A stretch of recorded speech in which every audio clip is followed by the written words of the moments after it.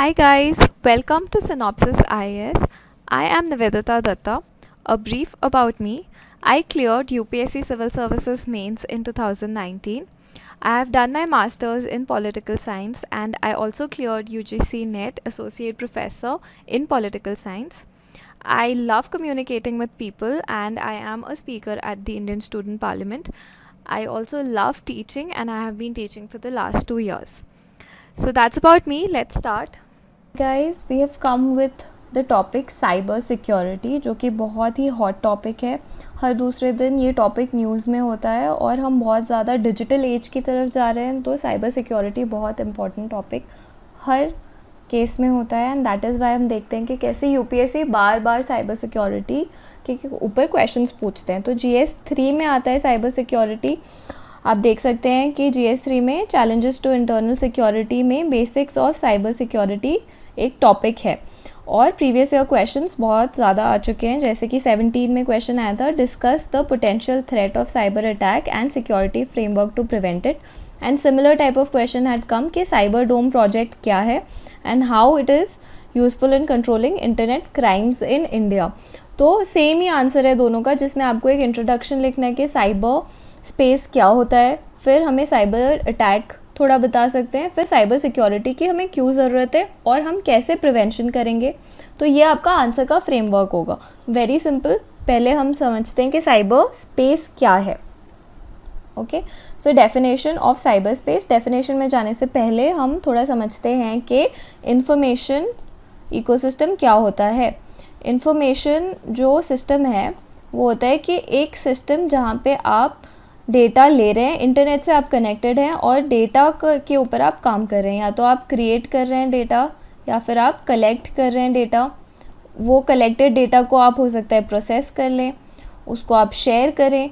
तो फिर डेटा के ऊपर जब काम होता है इंटरनेट, फॉर एग्जांपल आप गूगल यूज़ करते हैं तो आप गूगल पे कुछ लिखेंगे तो आपको एक इन्फॉर्मेशन मिलेगा, एक डेटा मिलेगा जो कि अलग अलग जगह से गूगल ने कलेक्ट किया है, उसको प्रोसेस करके आपको रिफ्लेक्ट कर दिया जाएगा. सिमिलरली आप फेसबुक यूज़ करेंगे तो आप जो भी अपना personal photographs, videos, status, all this जो भी आप अपलोड करते हैं वो सारा कलेक्ट होगा और उस पर प्रोसेसिंग होगी और आपको हो सकता है एड्स दिखाया जाए ऑन द बेसिस ऑफ आपने कैसी चीज़ें पोस्ट लाइक किए हैं या शेयर किए हैं. तो ये सारा जो है इंटरनेट पे जो एक्टिविटीज़ होती हैं उसको हम बोलेंगे कि इंफॉर्मेशन इकोसिस्टम है ये. तो एक इन्फॉर्मेशन इकोसिस्टम नहीं है, बहुत सारे इन्फॉर्मेशन इकोसिस्टम होते हैं ग्लोबल लेवल पे, रीजनल लेवल पे भी होते हैं, नेशनल लेवल पे भी होते हैं और मोस्टली जो इंटरनेट है वो ग्लोबल लेवल पे काम करता है. तो बहुत सारे जो इन्फॉर्मेशन इकोसिस्टम्स हैं जब आपस में इंटरैक्ट करते हैं तो वो एक ग्लोबल इन्फॉर्मेशन इकोसिस्टम बनाते हैं और इसी को हम बोलते हैं साइबर स्पेस. ओके, तो बहुत ईजी है, ये बनाना भी बहुत ईजी है. आप ये एग्ज़ाम में भी बना सकते हो कि इन्फॉर्मेशन इकोसिस्टम है बहुत सारे और ये सारे आपस में इंटरैक्ट करते हैं एंड हम फाइनली बोल सकते हैं कि इंटरैक्टिंग इन्फॉर्मेशन सिस्टम्स जो हैं वो साइबर स्पेस बनाते हैं. और अच्छा आपको बनाना है तो इन्फॉर्मेशन इकोसिस्टम में आप ये वाला बना सकते हो कि कैसे हम डेटा बीच में लिख के कि कैसे डेटा कलेक्ट करते हैं, उसको प्रोसेस करते हैं, उसको क्रिएट करते हैं, ये सारा आप लिख सकते हो. डायग्राम बना दोगे तो डेफिनेटली ज़्यादा मार्क्स मिलेंगे. तो देखते हैं कि कैसे लिख सकते हैं इस डेफिनेशन को. Global domain within the information environment consisting of interdependent. हमने देखा था कि कैसे इंटरकनेक्टेड है, interdependent network of information technology infrastructure, जैसे कि internet, telecommunication services, computer systems, embedded processors and controllers. इन सबको जब हम यूज़ करते हैं और ये इंटरडिपेंडेंट हो जाते हैं उसी को हम बोलते हैं cyber space. Cyber space is connected internet ecosystem. अब साइबर स्पेस में हमें साइबर सिक्योरिटी की क्यों ज़रूरत है और क्या होता है साइबर सिक्योरिटी. हमारे साइबर स्पेस में कोई हैक ना कर सके, कोई ऐसी इन्फॉर्मेशन हमसे ना ले ले जो हम नहीं शेयर करना चाहते हैं, ताकि कोई अटैक, डैमेज, मिसयूज़ या इकोनॉमिक एस्पियोनेज. इकोनॉमिक एस्पियोनेज का मतलब होता है कि इन्फॉर्मेशन अगर स्पाई हो, ठीक है, स्पाई का मतलब होता है इकोनॉमिक एस्पियोनेज. तो ये सब ना हो इसलिए हमें साइबर सिक्योरिटी की ज़रूरत है. साइबर अटैक क्या होता है, अगर कोई मलेशियस यानी कि बुरे इंटेंट से और डेलिबरेटली अटेम्प्ट करे कि कोई इंडिविजुअल या कोई ऑर्गेनाइजेशन की ऐसी इन्फॉर्मेशन लीक हो जो कि दूसरे इंडिविजुअल और ऑर्गेनाइजेशन को हेल्प करे या डिस्ट्रॉय करे, तो ये होता है cyber attack. Majorly 8 types of cyber attack होते हैं जो कि बहुत इंपॉर्टेंट है जानना, ताकि आप इनके सॉल्यूशंस कैसे दोगे जब आपको पता ही नहीं होगा क्या होगा। एंड सिर्फ मेंस पर्सपेक्टिव से ही नहीं, for general awareness also this is very important. हम सब आजकल इंटरनेट यूज़ करते हैं, यूट्यूब यूज़ करते हैं, फेसबुक यूज़ करते हैं, व्हाट्सएप यूज़ करते हैं, बहुत सारे बैंकिंग एक्टिविटीज़ हैं, मैक्सिमम जो हम ऑनलाइन ट्रांजैक्शंस करते हैं। तो हमें क्या क्या साइबर सिक्योरिटी थ्रेट्स हैं अवेयर होना बहुत ज़्यादा ज़रूरी है, specially being UPSC aspirants. So let's understand कि क्या क्या टाइप्स हैं साइबर अटैक के। सबसे पहले होता है मालवेयर। मालवेयर क्या होता है? तो बहुत सारे वायरस होते हैं, ट्रोजन हॉर्सेस होते हैं जो आपने सुना होगा, तो ये सारे मालवेयर के अंदर आते हैं। मालवेयर क्या करते हैं कि आपके सिस्टम से इंफॉर्मेशन स्टील करने की कोशिश करते हैं या फाइल्स करप्ट करते हैं, तो ये होते हैं मालवेयर। नेक्स्ट होते हैं फ़िशिंग। फ़िशिंग एक्टिविटी होती है कि आपको कभी कभी ऐसा ईमेल आ जाएगा जो इसमें वो चाहेंगे कि आप क्लिक करो किसी लिंक पे। अगर आप उस लिंक पे क्लिक करोगे तो आपको एक दूसरी साइट में आपको रीडायरेक्ट कर देंगे और आपसे आईडी पासवर्ड मांग सकते हैं। मैं आपको एक सिनेरियो बता सकती हूँ कि आपको मेल आया कि ये फेसबुक से आप लॉगिन करो तो आपको कुछ देखने को मिलेगा, सम आर्टिकल आपको देखना है, लॉगिन फेसबुक लॉगिन का आपको लिंक दे दिया, आपने उस लिंक पे क्लिक कर दिया, आपको फेसबुक का लॉगिन आईडी पासवर्ड दिखेगा, यूज़र नेम पासवर्ड। तो आप यहाँ यूज़र नेम और पासवर्ड डाल दोगे अपना। तो जैसे ही आप डालोगे ये यूज़र नेम पासवर्ड जो है वो फिशिंग वाला whoever wants your data उसके पास ये डेटा चला जाएगा। तो आप सस्पिशियस लिंक्स पे अगर क्लिक करोगे तो ऐसा ही होगा। तो हम कैसे फिशिंग से बच सकते हैं? तो हमें कभी भी किसी लिंक के ऊपर क्लिक करने से पहले हमें अगर मेल्स आते हैं तो हमें चेक करना चाहिए कि क्या वो ऑथेंटिक सोर्सेज से हैं। कभी कभी हो सकता है कि आपको ऐसे लिखा है कि customer.amazon.com से आपको मेल आया, तो आपको ये देखना चाहिए कि अमेज़ॉन नहीं मेज़ॉन है। तो ऐसे ही बहुत क्लोज ये ईमेल आईडीज़ लेके लोगों के डेटा लेने की कोशिश करते हैं, that is phishing. Then ransomware क्या होता है? रैंसमवेयर आता है तो आपकी जो एक्टिविटीज़ है, सपोज़ आपकी एक बहुत इंपॉर्टेंट वर्ड फाइल है तो वो उस फाइल को ब्लॉक कर देगा रैंसमवेयर, और जब तक आप पैसे नहीं पे करोगे आपके इन इम्पॉर्टेंट फाइल्स और डॉक्यूमेंट्स को वो ओपन नहीं करेंगे। तो that is ransomware. So WannaCry was a very recent ransomware and it was also asked in PT of 2018. तो ransomwares बहुत ज़्यादा आजकल आ रहे हैं। Then we have and why more, अभी क्यों ज़्यादा आ रहे हैं तो ये भी important है। तो ये आपको समझना होगा कि अभी ब्लॉकचेन टेक्नोलॉजी और बिटकॉइंस की वजह से बहुत एनोनिमस पेमेंट्स बहुत इजी हो गया है, तो इसलिए रैंसमवेयर जो है वो जो पेमेंट है वो बिटकॉइंस में मांग रहे हैं और ऐसे वर्चुअल करेंसी में मांग रहे हैं जिनसे वो ट्रेस ही ना हो पाए। So that's why we can see कि ransomware is on a rise. अब डिनायल ऑफ सर्विस, इसको DDoS भी बोलते हैं। सो डिनायल ऑफ सर्विस क्या होता है कि आपको पता होगा कि एक कंप्यूटर जो है नेटवर्क से कनेक्टेड होता है, एक सर्वर से कनेक्टेड होता है।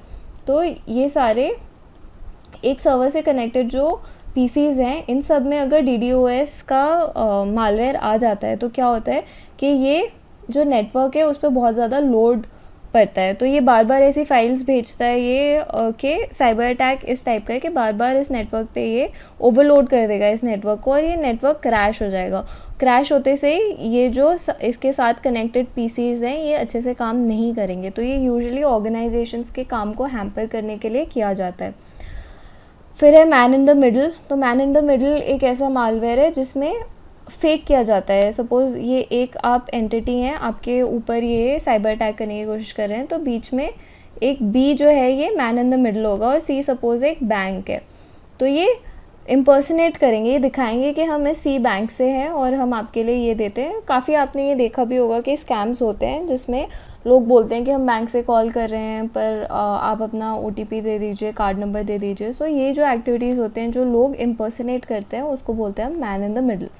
सो नेक्स्ट है क्रिप्टो जैकिंग। क्रिप्टो जैकिंग होता है, अभी मैंने आपको बताया था कैसे क्रिप्टो करेंसी राइज में है, तो क्रिप्टो जैकिंग होता है जब आप एक कंप्यूटर को यूज़ करते हैं, उसका सर्वर यूज़ करते हैं, डेटा यूज़ करते हैं क्रिप्टो करेंसी माइन करने के लिए। तो आपको पता होगा कि जो ब्लॉकचेन टेक्नोलॉजी है उसको यूज़ करने के लिए बहुत ज़्यादा हमें सर्वर के ऊपर लोड पड़ता है, बहुत ज़्यादा हमें चाहिए कैपेसिटी।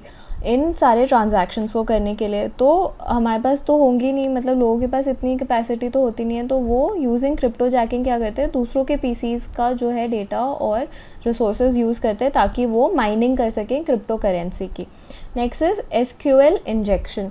तो एसक्यूएल इंजेक्शन क्या होता है, इसमें ये होता है आप कभी अगर कुछ पासवर्ड और यूज़र नेम एंटर करोगे तो एक क्वेरी चल जाएगी पीछे जो कि आपका डेटा जो है वो डेटाबेस में ले लेगा, डेटाबेस से आपका। तो ये एसक्यूएल इंजेक्शन होता है। तो ये बेसिकली ऐसे वर्क करता है कि आपके सपोज़ ये यूज़र नेम पासवर्ड वाला विंडो है, तो पीछे एम्बेडेड होता है, इंजेक्शन दे रखा होता है एसक्यूएल का। एसक्यूएल क्या होता है, जो डेटाबेस होता है ना, एक तो फ्रंट एंड होता है आपका कंप्यूटर का और पीछे बैक एंड में डेटाबेस होता है। तो अगर आप यूज़र नेम पासवर्ड डालते हो, अगर सही डालते हो तो लॉगिन क्यों हो जाता है, क्योंकि यूज़र नेम पासवर्ड यहाँ डेटाबेस में जाके चेक करता है कि यही यूज़र नेम पासवर्ड है या नहीं, यही होता है तो लॉगिन हो जाता है, ये नहीं होता है तो नहीं होता है। तो ये सारा जो डेटाबेस को एक्सेस करने की लैंग्वेज है वो एसक्यूएल है।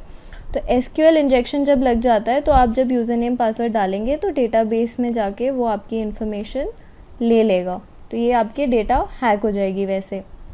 तो ये सारे जो हैं वो टाइप्स ऑफ साइबर अटैक्स हैं, और ये सब मैंने आपको क्यों बताए, इतना आइडिया तो आपको होना ही चाहिए क्योंकि ये बेसिक नॉलेज है। क्योंकि आज के टाइम में cyber security has become very important, and so it's very important that you know. And prelims mains दोनों में ही कंसेप्चुअल लेवल के क्वेश्चंस आने लग गए हैं इस पे। जैसे आपने देखा होगा डिजिटल सिग्नेचर पे क्वेश्चन आया था, इस बार क्वेश्चन आया था वर्चुअल रियलिटी क्या है, ऑगमेंटेशन क्या है। तो ये सारे जो क्वेश्चंस है ये बहुत ही एलटीटी और वोल्टे पे क्वेश्चन आ गया था कि कैसे वर्क करता है ये। तो ये वर्किंग जो है चीज़ों की, इनको लाइटली मत लो कि ये हमें डिटेल में जानने की ज़रूरत नहीं है, तो ऐसा नहीं है। जब प्रीलिम्स में वो कंसेप्चुअल लेवल पे पूछ रहे हैं तो आप सोचो कि मेंस में क्या एक्सपेक्ट कर रहे हैं वो लोग आपसे। सो इनको एक बार आप फिर से सुन लोगे तो आपको डेफिनेटली याद हो जाएगा, कोई बहुत रॉकेट साइंस नहीं है इसमें। लेट्स सी कि क्या नीड है साइबर सिक्योरिटी की। तो सबसे पहला नीड यही है कि इंडिया डिजिटल इंडिया की तरफ बहुत ही एग्रेसिवली मूव हो रहा है। गवर्नमेंट की ऑलमोस्ट सारी स्कीम है साइबर सिक्योरिटी से रिलेटेड। लास्ट जो हमने टॉपिक किया था अभी मेंस वाले में, उसमें हमने देखा था रेलवेज़ में, मैंने आपको कुछ डायग्राम्स बताए थे जो आप बना सकते हो। परेटो डायग्राम था, वो बैलेंस विंग वाला था जो आप हर क्वेश्चन में यूज़ कर सकते हो। तो एक और डायग्राम है जो आप हर क्वेश्चन में यूज़ कर सकते हो, जो होता है लिंकिंग डायग्राम बोलते हैं इसको। तो आप ऐसे बना सकते हो बीच में एक डायमंड सा, और आप यहाँ लिख दो कि क्या है। सपोज़ ये साइबर सिक्योरिटी पे है, तो आप लिख दो कि साइबर सिक्योरिटी सबको इम्पैक्ट करता है। कैसे, स्टेट्स को इम्पैक्ट करता है, सेंटर को इम्पैक्ट करेगा, एनजीओज़ को इम्पैक्ट करेगा, सारे बाकी इंस्टीट्यूशंस को, प्राइवेट प्लेयर्स को करेगा, इंडिविजुअल्स को करेगा। तो ये इस तरह से आप एक डायग्राम बना सकते हो, और आप नीचे लिख सकते हो कि cyber security is a linking in all the activities. तो सिमिलरली आप डिजिटल इंडिया पे भी ऐसा ही डायग्राम बना सकते हो। रेलवेज़ पे भी आप ऐसा ही डायग्राम बना सकते थे कि आप यहाँ रेलवेज़ लिख दो और बता दो कि कैसे इंडस्ट्रीज़ में, एग्रीकल्चर में, सर्विस सेक्टर में, एम्प्लॉयमेंट में, हर जगह रेलवेज़ इज़ इम्पॉर्टेंट। तो ये एक बहुत अच्छा ईजी और हर जगह बनाने लायक एक डायग्राम होता है।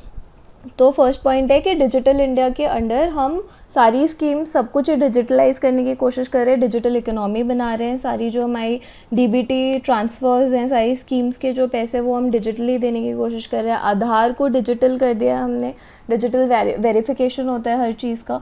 तो जब सब कुछ इतना डिजिटल है, सब कुछ साइबर स्पेस में है, तो हमारी सारी इन्फॉर्मेशन को कैसे हम सिक्योर करेंगे, तो इसलिए साइबर सिक्योरिटी की नीड है।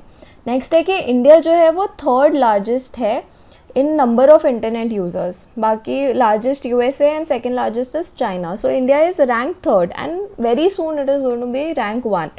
सो इंडिया में जब इतने ज़्यादा इंटरनेट यूज़र्स हैं तो और ज़्यादा इंपॉर्टेंट हो जाता है साइबर सिक्योरिटी। देन हम उन टॉप 5 कंट्रीज़ में जो साइबर क्राइम से अफेक्टेड हैं, और हम टॉप 5 में क्यों हैं, एक तो हम टॉप 3 में आते ही हैं नंबर ऑफ़ यूज़र्स पे। एंड नंबर ऑफ़ यूज़र्स में भी आप देखिए कि यूज़ कौन कर रहा है, क्या वो अवेयर्ड एजुकेटेड लोग हैं, तो नहीं। मैक्सिमम लोग जो हैं जो इंटरनेट यूज़ कर रहे हैं आज के डेट पे मोबाइल फ़ोन्स में, वो ऐसे लोग हैं जिनको ज़्यादा अवेयरनेस नहीं है इन चीज़ों के बारे में, एंड दैट इज़ वाई वो बहुत ईजी टारगेट हो जाते हैं साइबर क्राइम के। नेक्स्ट है आईटी। तो आईटी हर चीज़ में अब यूज़ होता है। अब हम एजुकेशन ले रहे हैं तो आईटी के थ्रू ही ले रहे हैं। इंफॉर्मेशन टेक्नोलॉजी प्लेटफॉर्म है, ई लर्निंग है। स्कूल्स में भी अब डिजिटल बोर्ड आ गया है। जो हमारे सर्टिफिकेट्स हैं वो भी डिजिटल फॉर्मेट पे आने लग गए हैं। तो स्मार्ट सिटीज़ हम बोल रहे होगा तो ट्रैफिक मैनेजमेंट आपने देखा होगा, कुछ शहरों में अब कैमरास के थ्रू आपको डायरेक्ट आपको आ जाता है कि आपको चालान कटा है।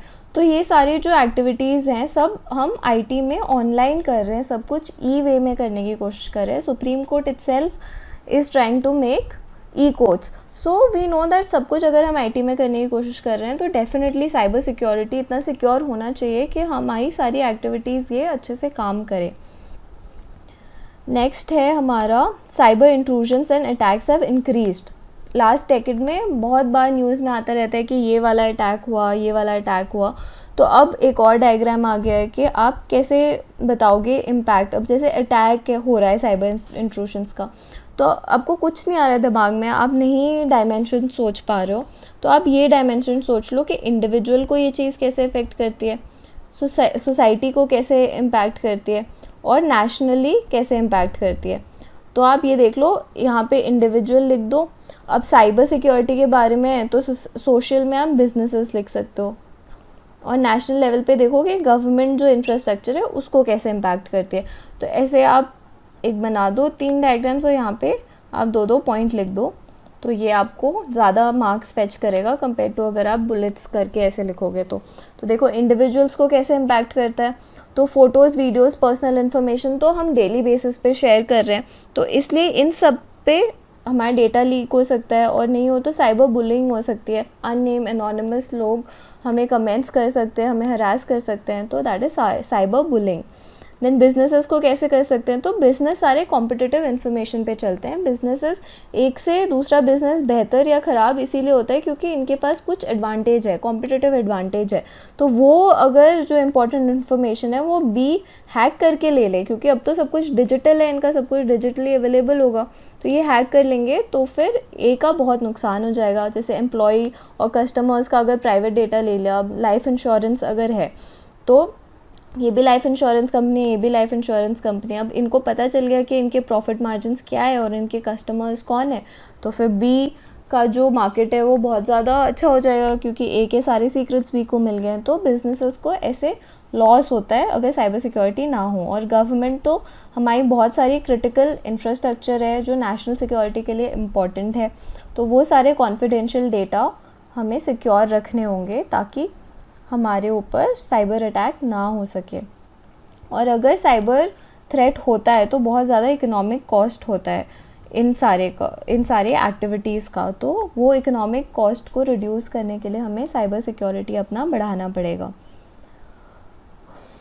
अब कुछ टर्म्स हैं जो आपको पता होने चाहिए। जो साइबर अटैकर्स हैं उनके मोटिव्स के बेसिस पे उनको कुछ नाम दिए गए हैं, जैसे साइबर क्रिमिनल्स कौन होते हैं, जो कि पैसों के लिए कुछ साइबर एक्टिविटी करें।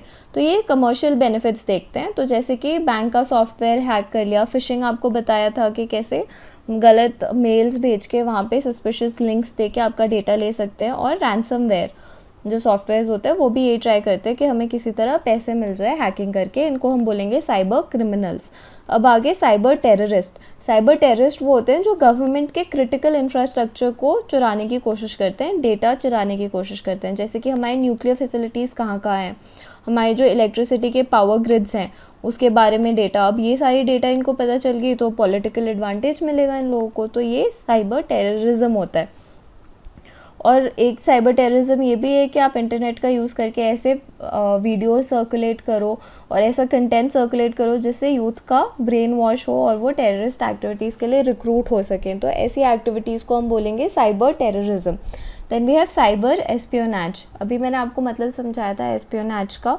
एस्पियोनेज होता है स्पाइंग। तो अगर आप साइबर टूल्स यूज़ करके, मालवेयर यूज़ करके अगर आप मिलिट्री इंटेलिजेंस डेटा ले रहे हो तो फिर बहुत ज़्यादा डिसएडवांटेज हो सकता है एक कंट्री को, तो उसी को बोलेंगे साइबर एस्पियोनेज। और साइबर हैक्टिविस्ट कौन से होते हैं, जो कि हैक करते हैं साइट्स को और ये प्रोपोगेट करते हैं कुछ मैसेज और कैंपेन गलत तरीके से टू इंसाइट वायलेंस या to do certain wrong activities. तो ये होते हैं जो हैक करते हैं और अपना मैसेज दिखाने लग जाते हैं। तो रिसेंटली कौन से साइबर अटैक्स हुए हैं, तो सबसे पहले जो हमारा कुंडकुलम न्यूक्लियर पावर प्लांट है वहाँ पे साइबर अटैक हुआ था, मालवेयर अटैक था। मालवेयर का मतलब मैं आपको समझा चुकी हूँ। Then we have WannaCry. WannaCry एक रैंसमवेयर था जो कि प्रीलिम्स में पूछा गया 2018 में कि क्या था ये, तो साइबर अटैक था। फिर सापोशी जो है वो DDoS है। DDoS मैंने आपको बताया था क्या है, go back and revise if you have not understood, very important. Petya जो है ये भी रैंसमवेयर्स थे।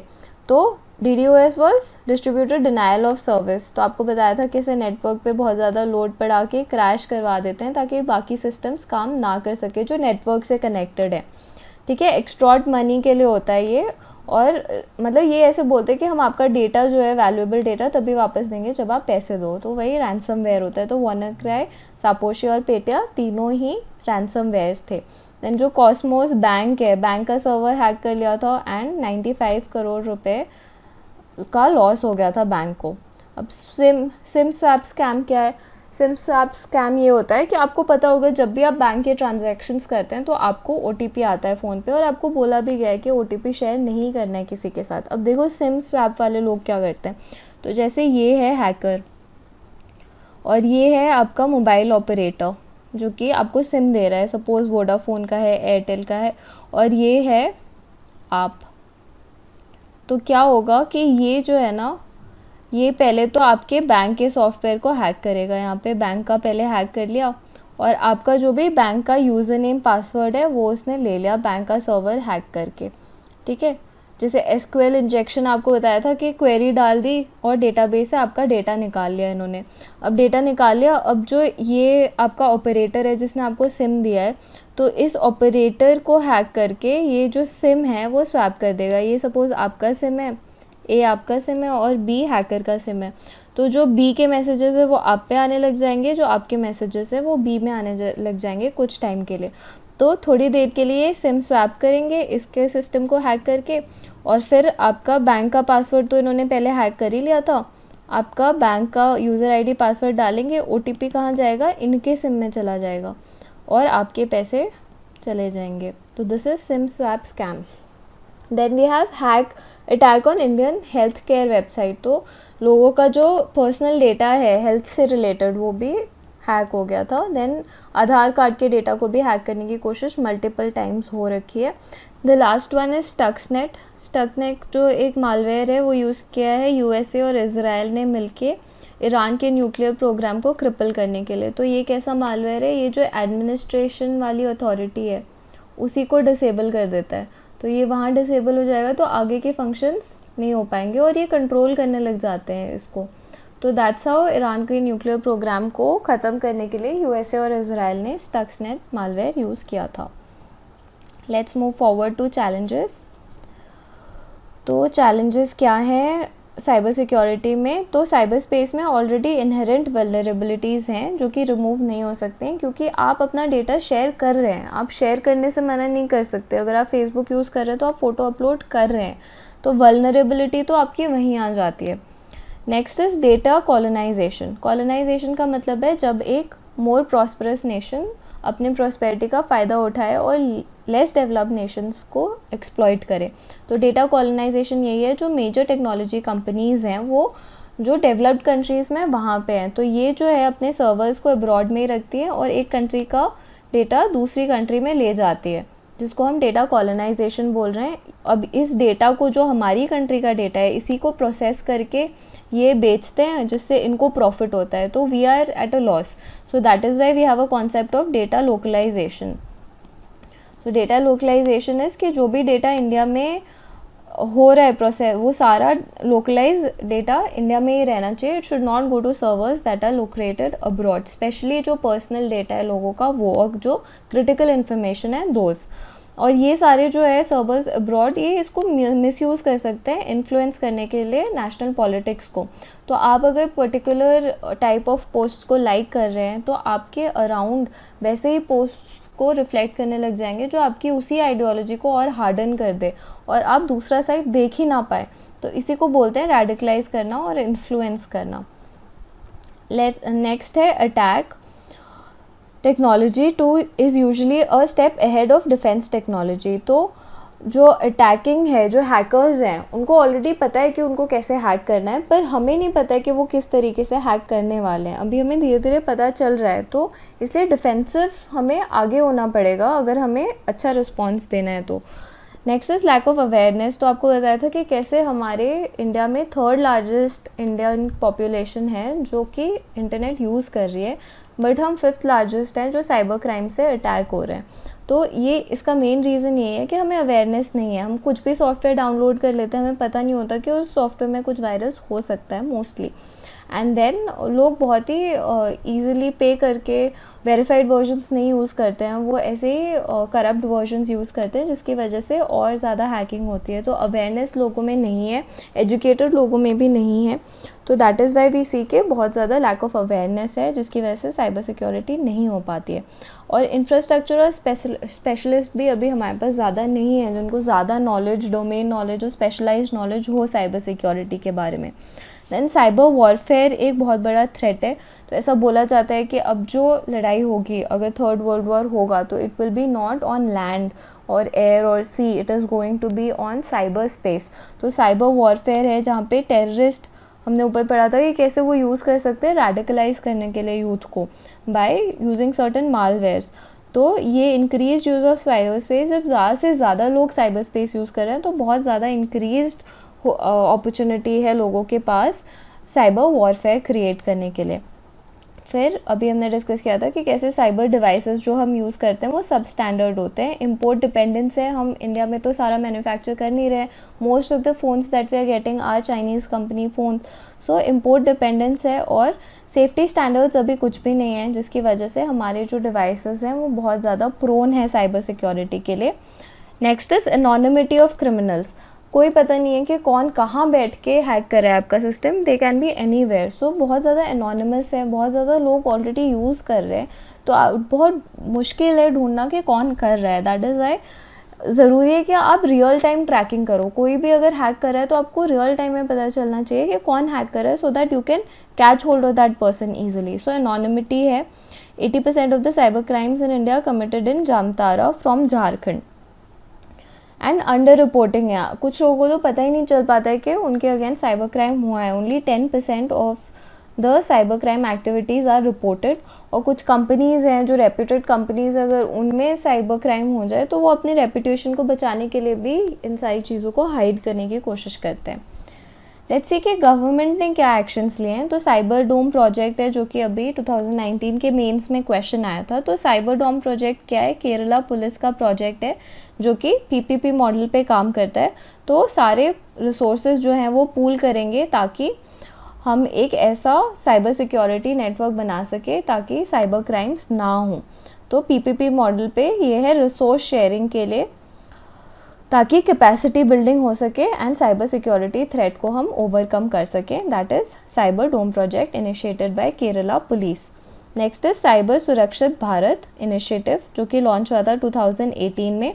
तो अब हमें पता है कि अवेयरनेस ना होना बहुत बड़ी प्रॉब्लम है। तो साइबर सुरक्षित भारत में हम करेंगे अवेयरनेस क्रिएशन, कैपेसिटी बिल्ड करेंगे। हमने देखा था लास्ट पॉइंट में चैलेंज में कि हमारे पास एक चैलेंज है कि हमारे पास लोग ही नहीं हैं जो स्पेशलाइज्ड हैं इस फील्ड में, ट्रेंड है कि साइबर थ्रेट से हमें बचा सके। तो हमें कैपेसिटी बिल्डिंग करनी होगी अक्रॉस ऑल गवर्नमेंट डिपार्टमेंट्स।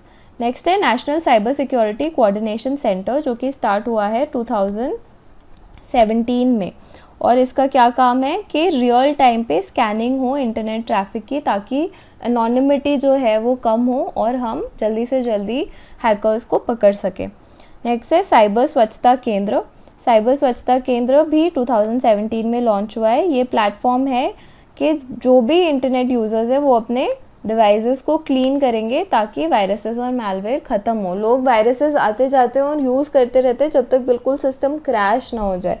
इसलिए ये साइबर स्वच्छता केंद्र स्टार्ट किया गया है। This was launch by CERT financial. तो ये फाइनेंशियल सेक्टर है हमारा सर्ट इनका। सर्ट इज़ जो हमारे इमरजेंसी रिस्पॉन्स है, साइबर सिक्योरिटी थ्रेट के अगेंस्ट जो इमरजेंसी रिस्पॉन्स टीम है उसको सर्ट बोलते हैं। तो सर्ट का फाइनेंशियल सेक्टर आर्म ने ये साइबर स्वच्छता केंद्र स्टार्ट किया है। नेक्स्ट है protection of critical information infrastructure. तो जो क्रिटिकल इन्फॉर्मेशन वो कौन सी है, न्यूक्लियर जो इन्फॉर्मेशन है, डिफेंस इन्फॉर्मेशन है, पावर ग्रिड्स के बारे में इन्फॉर्मेशन है। तो ये सारे हमारे स्ट्रैटेजिक एरियाज़ के इन्फॉर्मेशन जो है उनको हम बोल रहे हैं क्रिटिकल इन्फॉर्मेशन इंफ्रास्ट्रक्चर। तो इन सबको प्रोटेक्ट करने के लिए हमने national critical information infrastructure protection centre start किया है। किसके अंडर है ये वेरी इंपॉर्टेंट पॉइंट है कि ये डायरेक्टली NSA PMO के अंडर आता है। नेक्स्ट हमने किया है cyber and information security division. ये cyber threats, child pornography and online stalking जैसे इश्यूज़ को हैंडल करता है cyber information security division. Let's come to legislative actions क्या लिए हैं गवर्नमेंट ने। तो एक एक्ट है हमारे पास IT एक्ट, जिसके अंडर सब कुछ है साइबर से रिलेटेड जो भी क्राइम्स हैं या प्रोटेक्शंस हैं वो सारे IT एक्ट 2000 के अंडर है, जो कि रेगुलेट करेगा कंप्यूटर सिस्टम, कंप्यूटर नेटवर्क सबको, इलेक्ट्रॉनिक डेटा एंड इन्फॉर्मेशन को भी यही कंट्रोल करेगा। और किसको ऑफेंसेस बोला है, तो टेम्परिंग अगर कर रहे हो आप कंप्यूटर के डॉक्यूमेंट्स के साथ तो वो होगा ऑफेंस। नेक्स्ट हैकिंग कर रहे हो, साइबर टेररिज्म कर रहे हो, चीटिंग यूजिंग साइबर स्पेस। तो बहुत बार ऐसा भी होता है कि ऑनलाइन एग्जामिनेशंस में पेपर्स लीक हो रहे हैं या फिर आप कोई सिस्टम के सामने बैठा है बट एग्ज़ाम कोई और ही दे रहा है कहीं और ही बैठ के। तो these are all cheating ways to cheat in online exams, तो that is also an offence. Let's see our national cyber security policy 2013। तो इसके 4 ब्रॉड ऑब्जेक्टिव्स हैं और आपको कभी भी आंसर लिखना हो साइबर सिक्योरिटी के बारे में या किसी भी टॉपिक के बारे में तो आप ऐसा मेंशन करो कि ऐसी नेशनल पॉलिसी है। अगर नेशनल पॉलिसी है तो मेंशन करो कि national cyber security policy has been made, but उसका स्ट्रॉन्ग इम्प्लीमेंटेशन करना चाहिए। और अगर पॉलिसी नहीं है तो ऐसा आप लिखो कि नेशनल लेवल पे पॉलिसी होनी चाहिए ताकि कोहेरेंट डिसीजंस बन सके, कोऑर्डिनेशन हो और प्रॉपर क्लियर मैसेज जाए। तो ये एक बहुत इंपॉर्टेंट पॉइंट होता है कि नेशनल लेवल पे पॉलिसी होनी चाहिए। अब क्या है ये नेशनल लेवल पे पॉलिसी के क्या ऑब्जेक्टिव्स हैं, तो अभी हमने इतने सारे पॉइंट्स पढ़ लिए जो कि प्रॉब्लम्स हैं। तो डेफिनेटली नेशनल पॉलिसी हमें सल्यूशंस देगी। तो आप ऐसे इसको याद कर सकते हो, इरादा करके याद कर लो। और साइबर सिक्योरिटी पे कभी भी क्वेश्चन आए, जो कि पक्का आएगा ही क्योंकि हर साल आता ही है, तो आप सॉल्यूशंस में ये फ्रेमवर्क याद रखना बस, ताकि आपको कुछ याद ना भी आए तो आप ये पॉइंट्स तो लिख सको। तो सबसे पहले इरादा में आई है जो कि है इंफ्रास्ट्रक्चर। तो हमने देखा था कि कैसे हमारा इंफ्रास्ट्रक्चर जो है वो अभी प्रोटेक्टेड नहीं है। हमारे क्रिटिकल इंफॉर्मेशन इंफ्रास्ट्रक्चर जैसे कि डिफेंस और पावर ग्रिड्स वगैरह को प्रोटेक्ट करने की ज़रूरत है। तो आप ये लिख सकते हो आई से इंफ्रास्ट्रक्चर प्रोटेक्शन हमें करना है। कैसे, तो हमने ऑलरेडी बना दिया national critical information infrastructure protection centre. आई हो गया। अब आते हैं आर पे। तो आर है कि आपको रिड्यूस करना है वल्नरेबिलिटीज़ को। हमने देखा था कि बहुत वल्नरेबल है साइबर स्पेस, तो आप करोगे रिड्यूस। कैसे करोगे रिड्यूस, तो आपको बिजनेसेस को इम्पेटस देना होगा ताकि वो साइबर सिक्योरिटी वाले चीज़ों में इन्वेस्ट करें। तो आप इंसेंटिवाइज करो उनको कि जो सेफ़ प्रैक्टिसेस अडॉप्ट कर रहे हैं उनको हम कुछ तो रिलीफ देंगे। देन आपको रिसर्च एंड डेवलपमेंट प्रमोट करना होगा ताकि हम indigenous cyber security technology use कर सकें। अब इरादा में ए है कि अवेयरनेस क्रिएट करना है। तो एनहांस कैपेसिटी कैसे करोगे आप, ताकि आप ट्रेन करो और अवेयरनेस क्रिएट करो थ्रू एजुकेशन एंड ट्रेनिंग, ताकि जितने ज़्यादा लोग अवेयर होंगे उतना ज़्यादा हमें साइबर सिक्योरिटी मिलेगा। नेक्स्ट जो DA है वो है डैमेज कंट्रोल। तो अभी ये जो पहले आपने इंफ्रास्ट्रक्चर को इरादा के आई में इंफ्रास्ट्रक्चर को प्रोटेक्ट कर लिया, आर में आपने सारे जो वल्नरेबिलिटीज़ हैं उनको रिड्यूस कर लिया, ए से आपने कैपेसिटी बिल्डिंग भी कर ली और अवेयरनेस भी क्रिएट कर लिया, सब कर लिया, पर फिर भी डैमेज हो गया। सपोज़ मालवेयर ने हमें अटैक कर दिया, तो हम डैमेज कंट्रोल कैसे करेंगे, तो उसके लिए भी हमारे पास कुछ होना चाहिए। तो हमारे पास है डैमेज रिस्पॉन्स। तो आपको बताया था computer emergency response team CERT इन है जो कि रियल टाइम बेसिस पे मॉनिटर कर रहा है, तो उसको इमरजेंसी रिस्पॉन्स के लिए तैयार करेंगे और क्राइसिस मैनेजमेंट करेंगे। तो ये पॉइंट्स आप हर जगह यूज़ कर सकते हो जहाँ पे भी आपको वे फॉरवर्ड लिखना है या आपको सॉल्यूशंस देने हैं, तो आप इरादा फ्रेमवर्क याद रखो। सपोज़ आपको पॉवर्टी के बारे में आंसर लिखना है तो आप लिख सकते हो कि इंफ्रास्ट्रक्चर हमें डेवलप करना है ताकि लोगों को सारे रिसोर्सेज मिले ओके उसके बाद आप आर पे आ जाओ कि रिड्यूस करो पॉवर्टी। तो कैसे करो, तो उनकी एम्प्लॉयमेंट बढ़ा के करो, उनकी एजुकेशन ह्यूमन कैपिटल बढ़ा के करो। देन उसके बाद हम आते ए अवेयरनेस में। तो उन पॉवर्टी रिडक्शन के बहुत सारे स्कीम्स है पर लोग अवेयर नहीं है, एक्सेस नहीं है, उनको कैपेसिटी नहीं है उनकी। तो स्किल डेवलपमेंट करेंगे, अवेयरनेस करेंगे और उनको पॉवर्टी से निकालेंगे। और लास्ट है डैमेज। अगर लोग पॉवर्टी में हैं, जो कि हैं, तो हम डैमेज कंट्रोल कैसे करेंगे, तो उसका हम कुछ डेटा दे सकते हैं, कुछ स्कीम्स बता सकते हैं कि कैसे गवर्नमेंट टैकल कर रही है डैमेज कंट्रोल के लिए। तो this framework can be used anywhere. और मेंस में ये बहुत ज़रूरी होता है कि कुछ रेडीमेड फ्रेमवर्क्स, कुछ डायग्राम्स आपके पास ऐसे हों जो आप कहीं पे भी यूज़ करो और हर बार यूज़ करो। Now let's come to international efforts. ये बहुत ही ब्यूटीफुल पॉइंट होता है। अगर आप इंटरनेशनल कोई स्कीम, कन्वेंशन, कंट्री का कंपैरिजन अपने कंक्लूजन में लिख सको while concluding your answer, so that's why international efforts is important. So Budapest convention जो है वो है टू टैकल साइबर क्राइम। सबसे पहले तो यही इंपॉर्टेंट है, प्रीलिम्स में भी आपसे पूछा जा सकता है। तो साइबर क्राइम्स को टैकल करने के लिए it came into force in 2004, but India ने साइन नहीं किया है। साइन क्यों नहीं किया है? क्योंकि ये जो कन्वेंशन है ये डेवलप्ड कंट्रीज़ ने बनाया और उनकी प्रॉब्लम्स अलग होती हैं। टेक जाइंट्स उन्हीं की कंट्री में है, तो they can not understand the problems of a developing country. और इंडिया चाहती है कि उसको उसके खुद के लॉज हो एंड नॉट के कोई डेवलप्ड कंट्री उसको बताए कि आपके ये साइबर सिक्योरिटी के लॉज होने चाहिए। तो क्योंकि डेवलप्ड नेशंस ने बनाया है विदाउट कंसल्टिंग अदर कंट्रीज़, इसलिए इंडिया ने साइन नहीं किया। और उसके कुछ प्रोविजंस हैं जो इंडिविजुअल राइट्स और सॉवरेनिटी ऑफ नेशंस को क्वेश्चन करते हैं। बहुत ही कॉम्प्लेक्स, लेंदी और इनएफिशिएंट है एंड दैट इज़ वाई हमने अभी तक साइन नहीं किया है। बट ऐसी बातें चल रही हैं कि we should sign it with some modifications जो ज़्यादा इंक्लूसिव हो और डेवलपिंग कंट्रीज़ को भी ध्यान में रख के बनाई जाए।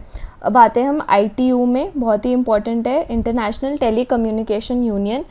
बहुत इंपॉर्टेंट क्यों है? क्योंकि ये स्पेशलाइज्ड एजेंसी है यूनाइटेड नेशंस की और ये क्या बनाती है? स्टैंडर्डाइजेशन करती है।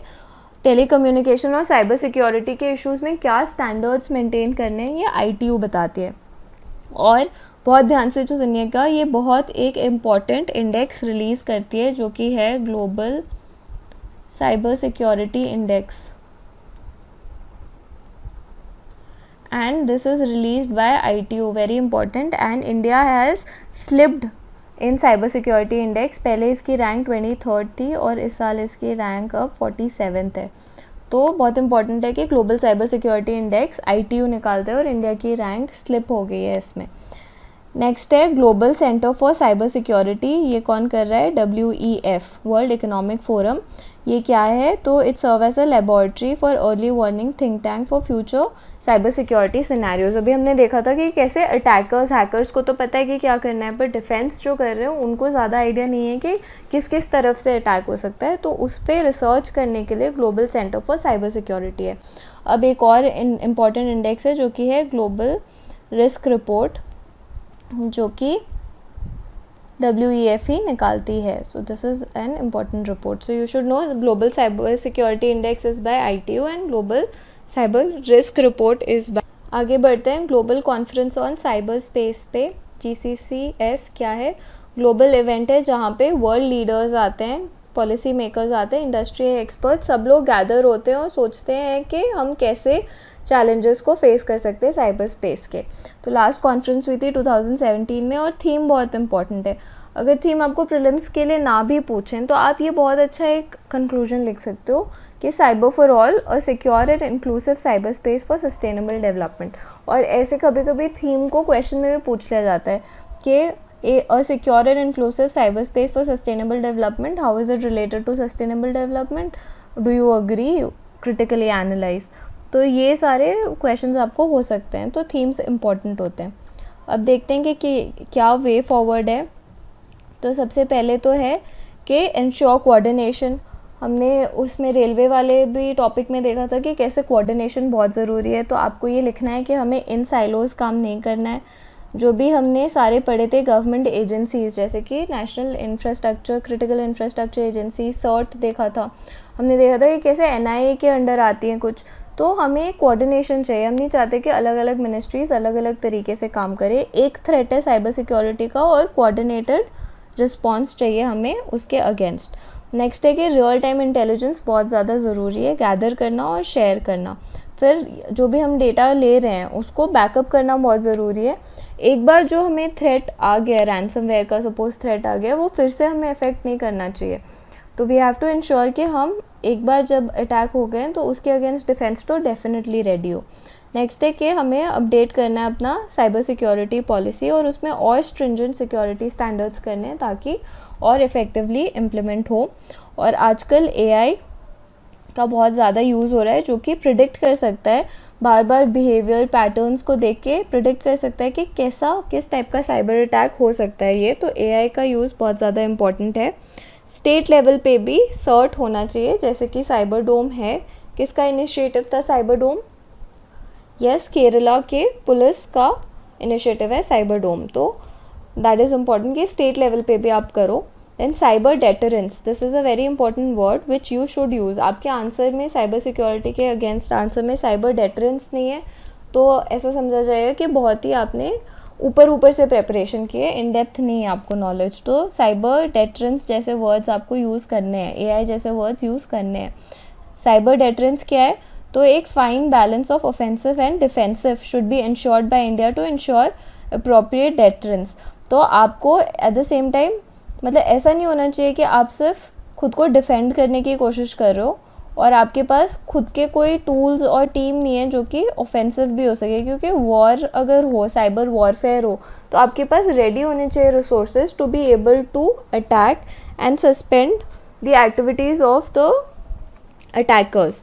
तो आपको डिफेंस और ऑफेंस दोनों ही होना चाहिए and that is what is called cyber deterrence. और ये वाला जो बैलेंस वाला डायग्राम है आप वापस से इसमें बना सकते हो कि डिफेंसिव भी होना है और ऑफेंसिव भी होना है, और इसी को हम बोल रहे हैं साइबर डेटरेंस। नेक्स्ट है कैपेसिटी बिल्डिंग तो होनी ही चाहिए and we have to give awareness and digital literacy to our people ताकि कम से कम वो वल्नरेबल हो। Next is establishing cyber insurance framework, जो कि प्रेजेंटली बहुत ही नेसेंट स्टेज में, not just in India, around the world insurance cyber threat के अगेंस्ट ज़्यादा अभी नोन नहीं है, तो उस पर हम काम कर सकते हैं। साइबर सिक्योरिटी के लिए डेडिकेटेड फंड होना चाहिए ताकि हम रिसर्च एंड डेवलपमेंट में यूज़ कर सकें उसको। और ग्लोबल कोऑपरेशन बहुत ज़रूरी है। जैसे टेररिज्म है, वो एक कंट्री का इशू नहीं है, it's a global issue like climate change. So cyber security is also a international issue because these people are coming with no boundaries, they are not under some state boundaries, so that is why ये हम बोलेंगे global cooperation बहुत ज़रूरी है। तो Russia ने क्या बोला है कि बुदापेस्ट कन्वेंशन को आप थोड़ा और इंक्लूसिव बनाओ ताकि और लोग इसको ज्वाइन कर सकें।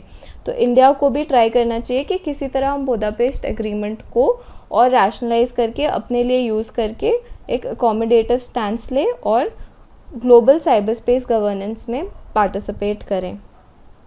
अब फाइनली हमें कंक्लूड करना है, तो हम बहुत अच्छा कंक्लूजन दे सकते हैं कि स्टीफन नैपो ने बोला है कि cyber security is much more than a matter of IT. बोलने को तो सोचने को ऐसा लगता है कि सिर्फ आईटी है, बट क्या सिर्फ आईटी है? हमने बहुत सारे फैक्टर्स देखे, जैसे कि आपको आपके पॉलिटिकल ओपिनियन को वो मोल्ड कर सकते हैं, आपको रेडिकलाइज कर सकते हैं, आपका पर्सनल डेटा ले सकते हैं, आपके हेल्थ के रिकॉर्ड्स ले सकते हैं, आपका लोकेशन, आपके बायोमेट्रिक्स ले सकते हैं अगर आधार का डेटा हैक होता है, आपके बैंक का डेटा ले सकते हैं, आपको इकोनॉमिक लॉस हो सकता है। तो सिर्फ ये आईटी का मैटर नहीं है, it is much more than that. So you can write this in your conclusion, cyber security is much more than a matter of IT. Therefore हमें क्या चाहिए? एक होलिस्टिक अप्रोच चाहिए जो कि सारी प्रॉब्लम्स को एक साथ ले and is needed to keep cyberspace safe as situations like pandemic are giving us cues that the future will be online. सब कुछ online ही है, the future is online, so that is why cyber security is more important than ever before. So that is all in cyber security. You don't need to go through anything else for this matter. This is more than sufficient. आपके 15 marks for sure guaranteed है if you just read this lecture once. So thank you. I hope you enjoyed this lecture. Hi guys, we at Synopsys IAS, which is one of the leading coaching classes for simplifying your process to clear civil services, we are very excited to announce a new course for political science optional students. It's going to be new, fresh, and it's going to ensure that you get 300 plus in your optional. So Stay tuned.